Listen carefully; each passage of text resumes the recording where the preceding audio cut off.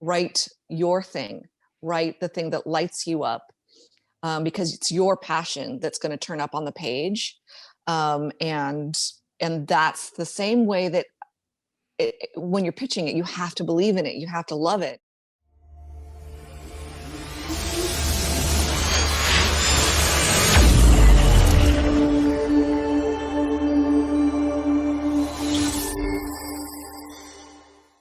What you think makes a great spec, and then your approach to writing them. Oh, that's such a great question. I think one of the things that's really important is to don't chase the market. Write your thing, write the thing that lights you up, because it's your passion that's going to turn up on the page.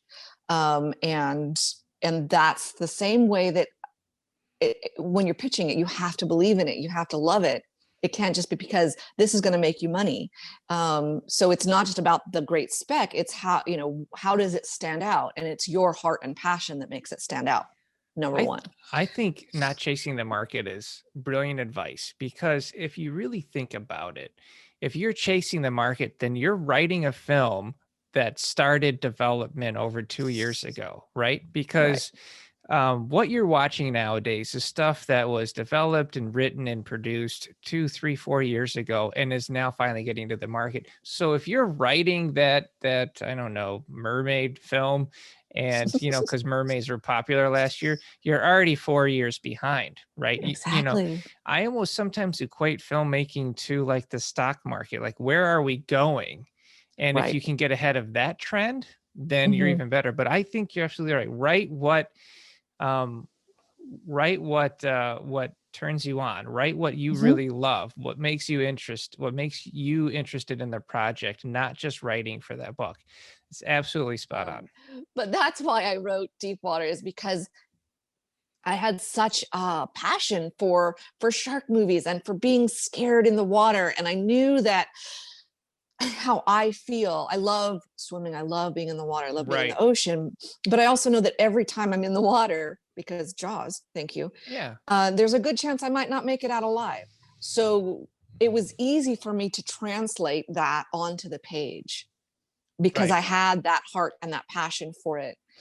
And that says a lot. I mean, because that passion comes through. And then if you have the skill, if you've been doing this 11 years, you've developed the skill, and then you're going to write from that passion, you're going to make a script that's great. Now, when writing, do you ever consider commercial and marketability options, or a commercial and marketability as a way to help make the script even more popular?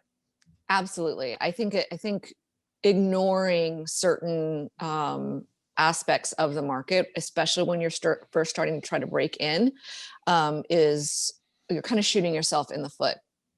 So, the first script that I wrote that was so bad, I didn't know anything about being marketable. I wrote the story that I felt I needed to write, and that was important because it's what taught me to write. But it had horses, it had 27 different locations, it had kids, it had special effects, things were blowing up, so that wasn't marketable at all. So who's going to take something like that on from a brand new writer, right? So one of the things I think is so important for all of us, doesn't matter what stage of the career you're at, when you are asking someone to buy your script or to buy into your script, you are asking them to take a huge risk. Yeah. Even if you're Eric Heiserer, you are asking them to invest millions of dollars on your story. And so you want to mitigate that risk for them. Yeah. And so one of the things that I took into account when I was writing Deepwater was, okay, I want it to be contained, right? Contained is king. Right.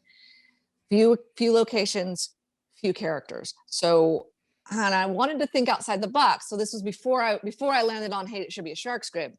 I wanted to make it, I was thinking, okay, contained thriller. You're thinking about budget. You're thinking about how do I keep this budget down so that this is attractive to a producer? Exactly. I think it's really important to, to definitely keep in mind those things. Like, again, when we're talking about mitigating their risk, part of your responsibility is how can I make this attractive to them? And there's two things to that. Is it unique? Is it interesting? Is it intriguing?